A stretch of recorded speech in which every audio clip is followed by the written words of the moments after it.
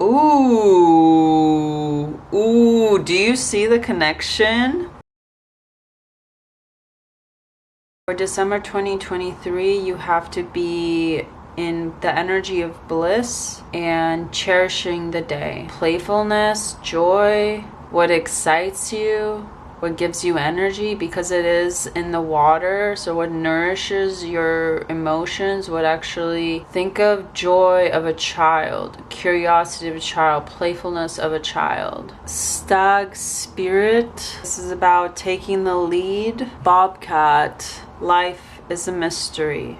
With bliss, cherishing the day, and bobcat energy, life is a mystery. Letting go of expectations and just relishing in the moment. Not looking to the future, not looking to the next hour, and just enjoying the mystery, the excitement of actually not knowing. I mean, isn't that the point of being alive? Is actually the mystery of life, that we can experience something new every day. And for December 2023, Libra, you are, I say we because I'm Libra's sun, you are being led to taking the lead. And what's interesting about the stag energy, or what's interesting about this energy, is that antlers are actually connected to the crown chakra because they're so up high to the sky. So oftentimes in depiction of symbolism with the deer, the male deer is actually seen because it looks like a crown. So it's actually seen as connection to heaven, connection to a higher realm. Right now you're being pushed to taking a lead in some part of life, but not trying to figure it out. Relishing in the moment and seeing life as a mystery, following your intuition, because when life is a mystery, the unknown, and taking the initiative when you are in your experience. But this isn't like a pre-plan, like, oh, I'm going to do this if I experience this. This is being in the moment, and then when the moment comes, you take the lead, you take the initiative, you take the action. But it's not trying to micromanage the universe. Diviner. I'm already seeing a seed, planting a seed, connecting to earth energy. The diviner is about divine timing, evaluation. So this is about planting the seed, something you want to happen, to a manifestation, and then watching it grow. And obviously, once we plant the seed, we can evaluate by its growth what needs to be changed, how we need to nurture that seed. And every plant is different in regards to how much sunlight it needs, what kind of soil, how much water it needs, where it needs to be put in regards to inside the home. Seeing the alchemist. Balance, invention, destruction, manipulation of all the elements. Ooh, do you see the connection? I love this. Stag spirit, take the lead. The hunter, sure-footedness, predestination. This is so cool. An arrows are distinct of where your intention is. Pull back the arrow and watch where it goes. The arrow is about where your intention is. And this goes perfectly with the seed you're planting for December 2023. And I think this will foreshadow what will occur in 2024. So really, when you pull back the arrow, before you let go, set your intention. I'm just getting like the hunter versus the hunted. Because it's like the hunter, but we're both having this deer stag energy. But with the noose, giving a dark energy, a hanging. This can be an ending of something, beheading of something. But when you think about the hunter, they have the intention to go out and explore in order to kill. I mean, back in the day, it was for a purposeful intention of feeding the family, but I think now it's become to a point where... And the hunter can also be predatory in the dark energy. But nowadays, I feel like people do it for pleasure, and it doesn't have the same purposeful intention of feeding the family. So you're not really giving back to the earth, because I feel back in the day we were more purposeful in asking, offering what we killed back to the earth, being confined, being caged. a hanging, a death, a beheadedness. And the runaway,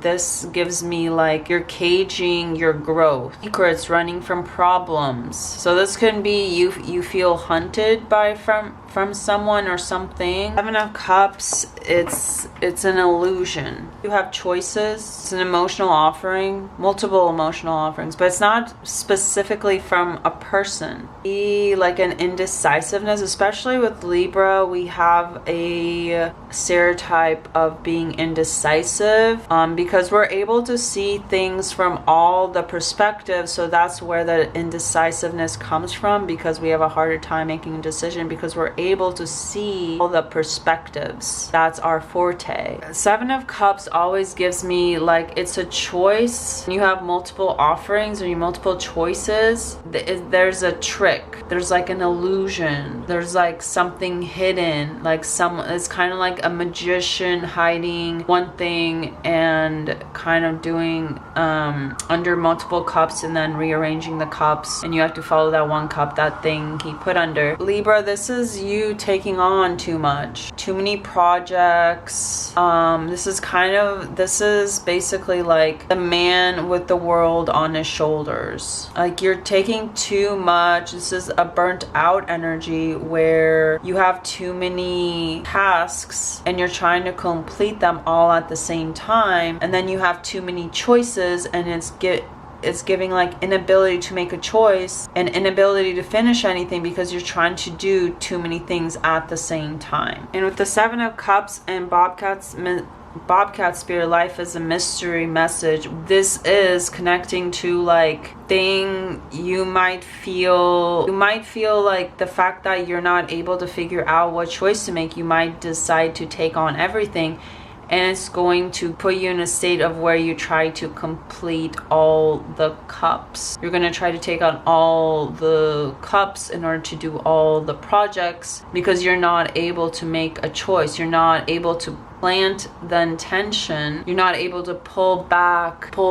the arrow. And so it creates this sense of not being able to complete, because you're taking on so much and you're not able to just focus on like one or even three or maybe even four wands. It's actually not going to be able to see the seed grown because you're not able to put the same love and growth into the wands. So the wands aren't going to grow, and there's this overbearedness, overwhelmed feeling. You are walking towards Ace of Pentacles. So this tells me that whatever you're doing, it's actually going to lead to an offering of physical manifestation, a physical abundance, a coin, an offering. So what's happening is that you're not able to make a choice, so you try to take on everything. And while you are being led to this offering in divine timing, the seed is connected to earth. Pentacles are connected to earth, so you will be led to an abundance offering. The seed you plant will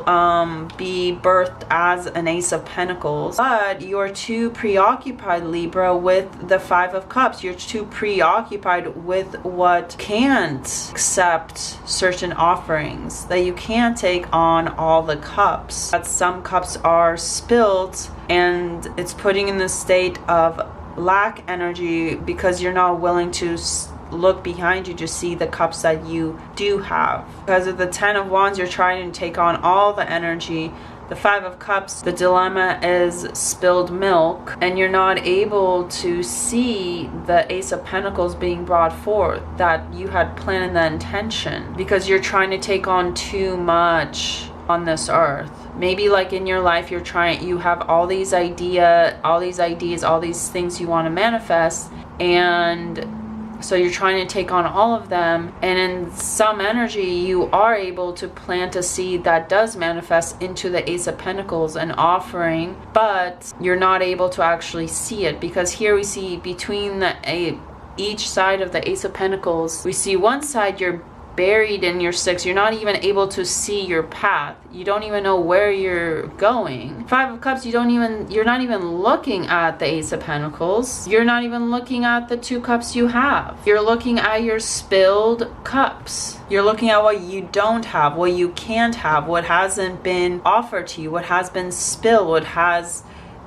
what can't be. And then some way or another, we have a King of Cups. It's a random energy though. This is either your energy or this is someone. I'm going to clarify the King of Cups because I feel that's really random. I feel like we had a storyline here, and then I don't know what this guy is. I'm actually gonna put him, maybe not. I'm gonna put him right here. And you know what? The 5 of Cups with the caged energy, this is you confining yourself. This is you limiting yourself. No one else is limiting you except you. You have the key to unlocking your potential. You're kind of killing yourself. You have to consider, are you the hunter, the one who decides what your life is going to be? Or are you the hunted, the victim mentality where things just happen to you and you can't get out of that lack? Like, things happen to me, but the hunter makes things happen. The hunted, things happen to them. The King of Swords?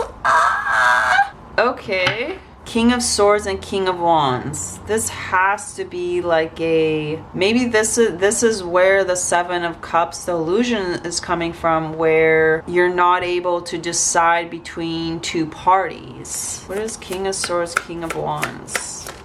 King of Swords, King of Wands. Oh my god, are you fucking serious right now, bitch? The Hierophant between the King of Swords and King of Wands. The Hierophant is connected to communion, ceremony, marriage. It's the one that is bonding 2 individuals in matrimony, in a union ceremony, by God, by divine.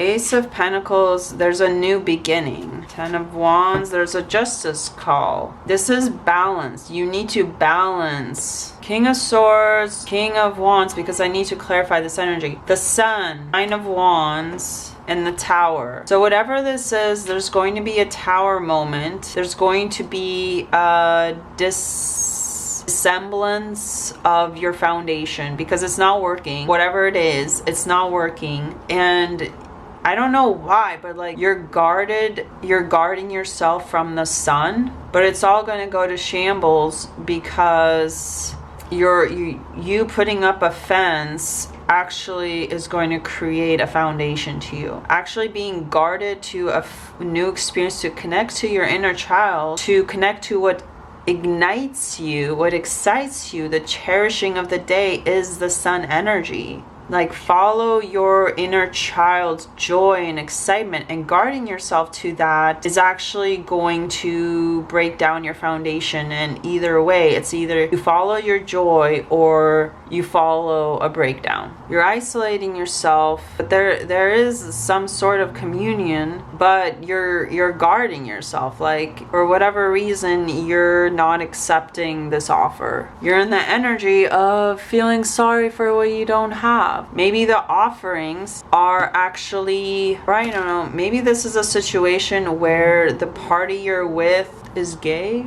and they're marrying themselves and you're left out. I don't feel like that's the case, but there is like a breakdown of foundations. And the Tower moment comes from like having an aha moment, as we see from the lightning, and then breaking down the system. But there's no use in trying to guard yourself, because it's all gonna come down. So it's follow your joy or have a breakdown.